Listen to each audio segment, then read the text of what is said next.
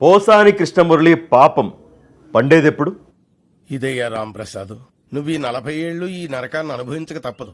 శ్రీరెడ్డికి సిగ్గొచ్చేదెప్పుడు? నీకసలు సిగ్గు, శరం, బుద్ధి, జ్ఞానం, రోషం, పౌరుషం, మానం, మర్యాద ఏమైనా ఉన్నాయా? రామ్ గోపాల్ వర్మకి వాచిపోయేది ఎప్పుడు?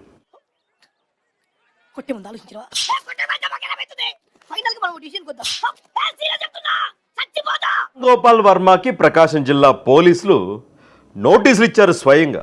మూర్తి గారు, ఇలాంటప్పుడే గుండె రాయి చేసుకోవాలి. ఏం చేస్తాం ఒక్కోసారి. శ్రీరెడ్డి అయితే ఏకంగా క్షమించండి, నేను తప్పు చేశాను, సారీ చెప్తూనే ఉన్నావు అత్త, సారీ చెప్తూనే ఉన్నా, కుదిరితే క్షమించు, లేదంటే శిక్షించు, పెళ్లి కావాల్సిన అమ్మాయిని దయచేసి నన్ను వదిలేయండి అని దండాలు దస్కాలు పెడతా ఉన్నారు. శ్రీరెడ్డి గతంలో ఏ విధంగా బూతులు మాట్లాడిందో అందరూ కూడా చూశారు. నేను మరీ అంత ఎదవలా కనపడుతున్నానా? ఓ మాదిరిగా కూడా కనపడలేదా? నాకు శ్రీరెడ్డి భాష చూశాక ఎంత కాదనుకున్న ఆడపిల్ల సారీ అడుగుతా ఉంది. సారీ ఏమైందంటే అప్పుడు కంగారులో కన్ఫ్యూజన్ లో అంటే గుడివాడ అమర్నాథ్ గారు, ఆయన ముద్దుగా గుడ్డి మంత్రిని కూడా పిలుచుకుంటా ఉంటారు. అంటే గుడివాడ అమర్నాథ్ గారు, ఆయన ముద్దుగా గుడ్డి మంత్రిని కూడా పిలుచుకుంటా ఉంటారు.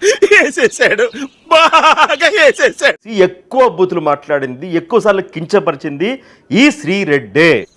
ఎలా బతికారు అన్నాళ్ళు నువ్వు? వైసీపీకి భారీగా డ్యామేజ్ జరిగింది, వాళ్ళకి ఇప్పుడు అర్థమైంది. అందుకనే నీలో అంత వేడుందా? లంజూరు గుంపలో పడేనా?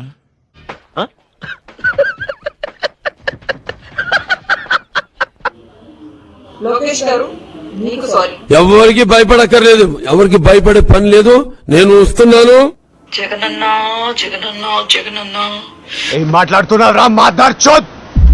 ఒక్కడిని కూడా వదలొద్దన్నా వదలొద్దన్నా వదలొద్దు. Over action over action over action ఇట్టి అంటున్నావేంట్రా? Over action. నీ పరిస్థితి తెలుసుకుంటుంటే ఉందరా నాకు మామూలు కాన్ఫిడెంట్ గా లేదే. నువ్వు మధ్యలో దూరం అంటే నిన్ను రేపు చేస్తానా?